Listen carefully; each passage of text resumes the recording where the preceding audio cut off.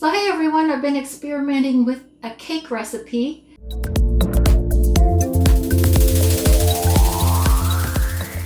The cake has fruit on the bottom and I've been making it in this pan right here.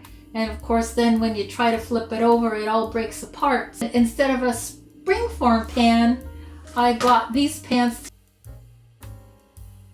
When the cake is finished and I turn it upside down, I'm going to take an X-Acto knife and cut around the edge, lift it off and see if that works. This time, instead of apples and cranberries, bought this bag of sweet cherries, put in 1 cup of all-purpose flour, 1 teaspoon of sugar. I know that's not very much, but you can always add more.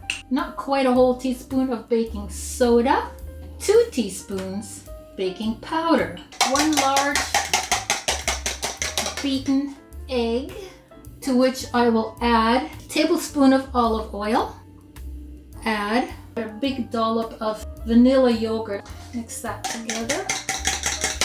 Mix the flour with the baking powder and soda really well.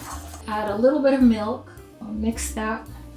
Batter has to be thick, but not quite this thick, so all you have to do is add a little bit more milk. Oops. The amount of cherries you add is up to you. When you're trying something new, you don't know how it'll turn out. It's not the end of the world. Too bad this happened, but all the while I was videotaping, my camera was not recording. But what I did was I loosened the sides of the cake and then I turned it upside down on a plate, cut all the way around with the X-Acto knife, lifted up the top, and if it turns out that the cake is not sweet enough, pour a little bit of maple syrup, just drizzle it over the top.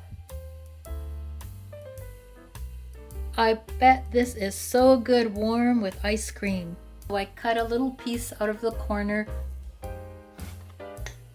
The cake part is very fluffy and light.